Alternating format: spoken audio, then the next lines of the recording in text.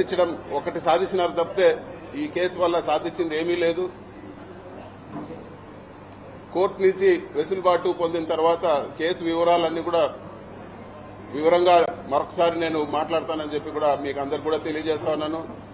చివరిగా చెప్పేది ఏమంటే, మీరు కేసులు పెట్టినా లేకపోతే ఇంకోటి పెట్టినా మేము వెనక్కు తగ్గే ప్రసక్తే లేదు. ఖచ్చితంగా గట్టిగా ఇంకా రెట్టింపు ఉత్సాహంతో పోరాడతామని చెప్పి కూడా నేను తెలియజేస్తా ఉన్నాను. ఎక్కడ కూడా వైఎస్ఆర్ పార్టీ క్యాడర్ కానీ లేకపోతే నాయకులు కానీ ఎక్కడ కూడా ఆధారపడే పరిస్థితి ఉండదని చెప్పి కూడా నేను తెలియజేస్తా ఉన్నాను. ఇవన్నీ కూడా ప్రజలు గమనిస్తా ఉన్నారు.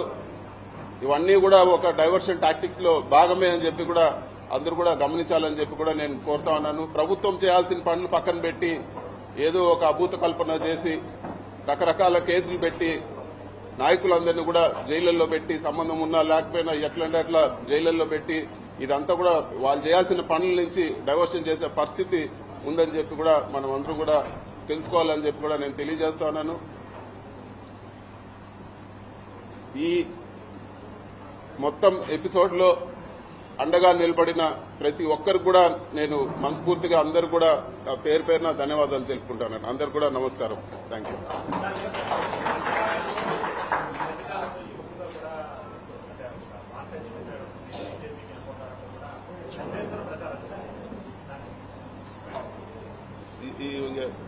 దానికి అర్థమే లేదు. ఇవన్నీ కూడా కట్టుకథలు. తెలుగుదేశం నాయకులు కావాలని బురద కొట్టే పని కానీ దీనికి నేను సంజయ్ చేసినా కూడా అర్థమే లేదు.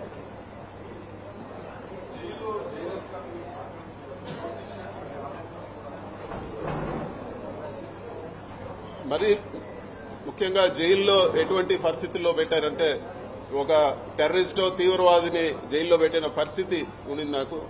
నేను ఉన్నన్ని రోజులు కూడా ఒక పూర్తి బ్లాక్ లో వేరే ఒక మనిషితో మాట్లాడే పరిస్థితి ఉండదు. కేవలం ఎప్పుడైనా ములాఖాతులు, వారానికి వచ్చిన ములాఖాతులు, లేకపోతే ఇంటికి 3 ఫోన్ కాల్ చేసుకోవచ్చు.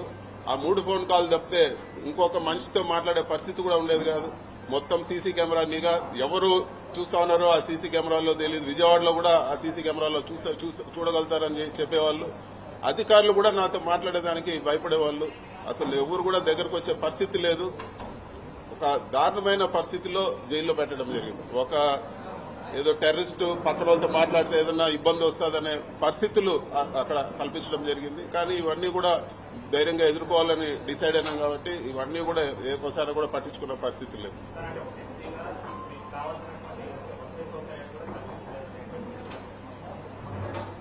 కోర్టు వసతులు కల్పించే విషయంలో కోర్టు ఆదేశాలు ఇచ్చే వరకు, కోర్టు నుంచి ఆదేశాలు ఇచ్చే వరకు ఏ ఒక్క వసతి కూడా జైల్లో కల్పించలేదు. వాళ్లకు చూస్తానే నాకు అర్థమైంది, జైలు అధికారులకు విపరీతమైన ప్రెజర్ ఉన్నది.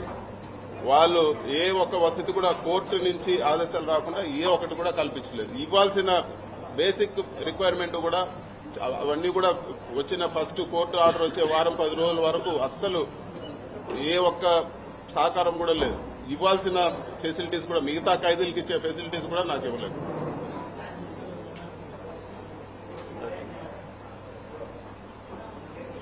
ఓకే అన్న, థ్యాంక్ యూ అన్న. మీరు మాట్లాడండి.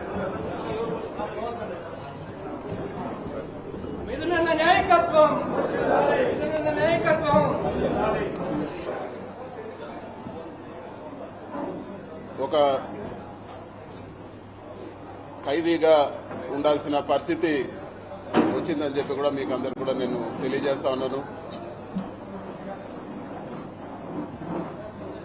గౌరవ కోర్టు పెట్టిన ఆంక్షల మేరకు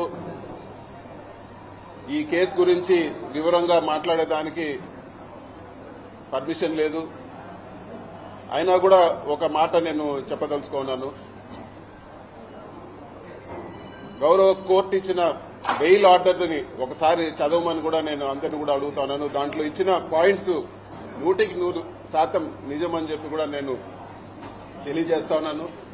గౌరవ కోర్టు ఏదైతే ఆర్డర్లో విషయాలు చెప్పిందో అవన్నీ కూడా మీ అందరిని కూడా నేను ఒక్కసారి చదవమని చెప్పి కూడా నేను కోరుతా ఉన్నాను.